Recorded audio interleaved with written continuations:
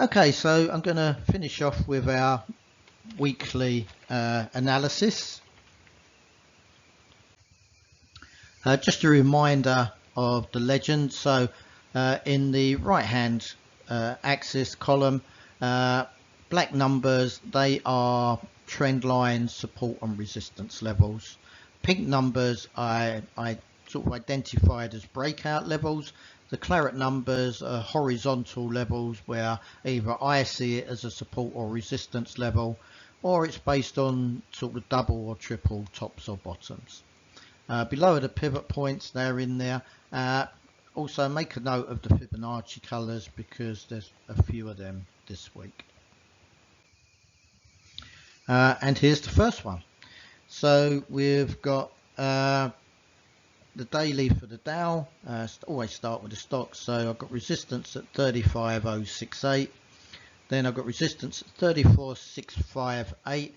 That also is the first resistance level based on the Fibonacci F1. Then support I've got at 34,122, 33,794, and I've got 33,440 as a breakout level should it get down there. Here's the 30-minute, obviously with the pivot points. So I've got resistance at 34,701, also 34,626. Then there's sort of support at 34,516 and 34,498. Again, just a reminder, you can always take a picture of these on your phone or screenshot them just so you can keep them. 30 minutes obviously not quite so valuable.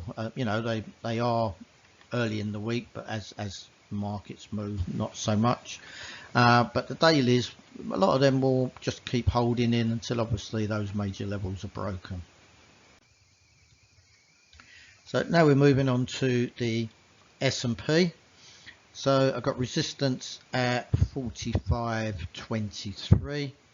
I got support at 44.33 and 43.92, and then I got 42.61, which is a breakout, which is just below the golden ratio, that lime green, the F3 support. Now again, that's important because the golden ratio is one that a lot of economists place a lot of emphasis on. Because it sort of really defines whether it's a retracement or a reversal. And it's also mathematically formulated, which is why the emphasis is put on that. And then on the 30-minute, I've got resistance at 44.95, 44.66, support at 44.51 and 44.35. So I'd expect to break out quite early in the week for one of those. Moving on to Nasdaq, I've got resistance at 15,826, also 15,393, support at 14,949 and 14,248, which is another breakout level should it get there. They are below the market. Again, why did I identify that as a breakout level? So we've got a slightly extended candle just below that breakout level over to the left, if you look. And then, of course, not only that, but, it's sort of the market had a good, strong rally from those levels that I've put in as a support stroke breakout level. And then, of course, if it breaks through there, I tend to feel as though it's going to come off. Just remember, this is just purely my analysis. These are not recommendations. But, I'm just giving you like a reason why I pick these levels sometimes. On the 30-minute, I've got resistance at 15,391 with support at 15,263. So, stocks sort of finished lower on the week, but off of the lows. Moving on to the Russell small cap stocks, resistance at 1934, resistance at 19.28, and if the market does sort of start to rally Monday, it's got to break that the red line, which is the Fibonacci 50 level, F2. And then below that I've got support at 18.47 and 17.98, which is also a breakout level. On the 30-minute, I've got resistance 18.57 with that downtrend line. I've got support at 18.51. Moving on to a couple of currencies. So this is the pound against the dollar. I've got resistance at 126.87. I've got support at 124.47 and 123.14. That 123.14 is also in line with the golden ratio, that F3 level.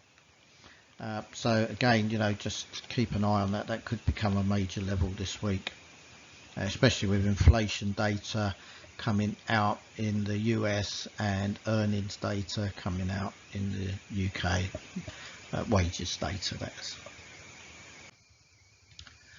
Looking on the 30-minute, I've got resistance at 125.11, 125.06, with support at 124.51.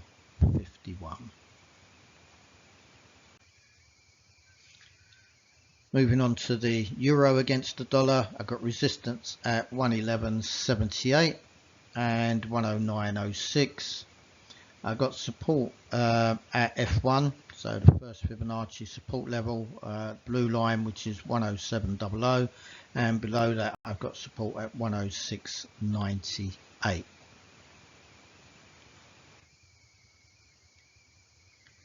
On the 30-minute, I've got resistance at 107.78, which is also a breakout level on the upside, and I've got resistance at 107.35, support at 106.98 and 106.90.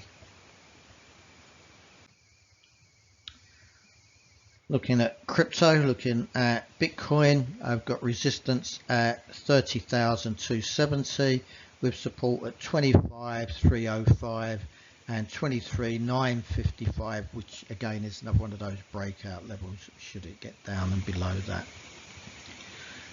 Again, it's just sort of consolidated last week. On the 30-minute, I've got 26,785 as a breakout level on the upside. I've got resistance at 26,683 and also 26,249. Then support 25,905, 25,630 and 25,400. I just keep this in, almost a little bit of fun these days. But at the moment you can see the correlation between Bitcoin and stocks. It's sort of starting to slightly converge, but they're both on their own trajectory. I would say that correlation isn't very tight at the moment. Moving on to gold. So gold, I've got resistance at 1973 from that big long trend line coming down. I've got support at 1939, 1907 and 1885. Gold does remain volatile. Resistance 1955, support 1942 and 1940. Last but not least, WTI.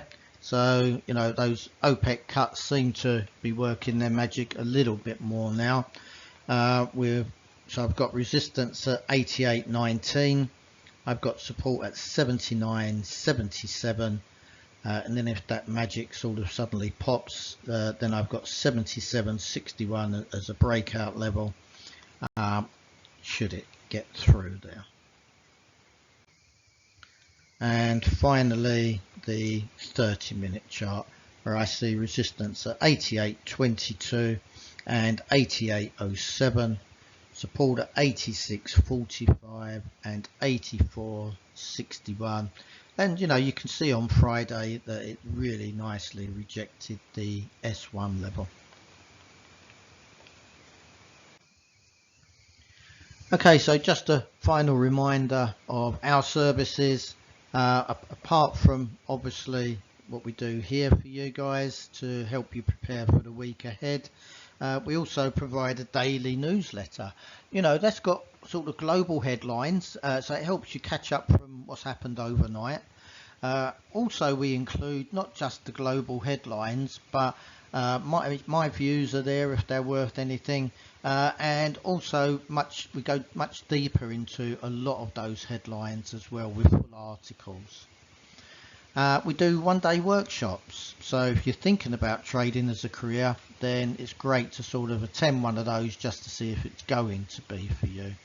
And then of course, if you're already trading, then some of the other ones we do around analysis, technical analysis, risk management, trading techniques, etc., etc.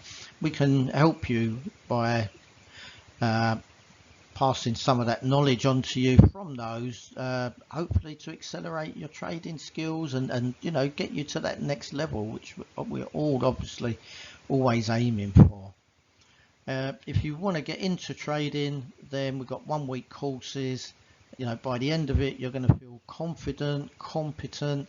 You'll be making some great decisions. Of course, not all of them will be great. Some of them will be bad, but you know, we learn from our mistakes. So it's a good time to do it. There's no better time to make those mistakes than when you're on a demo account, trust me. But by the end of that week, you will have the foundations to build your trading career. And if you've got that inner trader, I'll find it. One of those courses also includes a free trading challenge. If you're really serious about trading, then we offer a comprehensive accredited masterclass, which can also be taken as a flexi masterclass.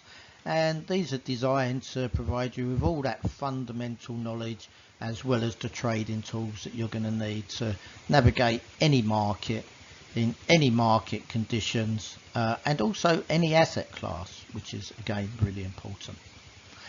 Now, trader mentoring, so if you're already trading and you're just struggling to get to that next level, then you know, I'm happy to spend some time with you, analyze what you're doing in the hope that I can make some suggestions that will improve everything for you and get you to that next level. We consult companies on hedging, FX and commodity exposure. We are a leading provider of trader education content to individuals, exchanges and brokers. And you know, if you haven't got enough capital or you don't want to risk your capital, then these funded trading accounts through these trading challenges are a good way to sort of still get into trading. Or you know, if you're already trading but you don't want to continue to risk your capital, then this is still a great way to do it. You know, you can get anything up to $1 million account. Now, you know, we've got a variety of different challenges as well. There's a couple around CFDs, there's one around futures, there's also one just on stocks. So there's something for everybody there. And if you've got any questions for us, then reach out, info@symaxfintech.com. My email is chris.tubby@symax-int.com. Hope you've enjoyed all this, hope you find it useful. Always looking for feedback, good or bad. You know, there's always room for improvement. And all that leaves me to do is wish you the best of luck for next week's trading. And of course, as usual, be lucky.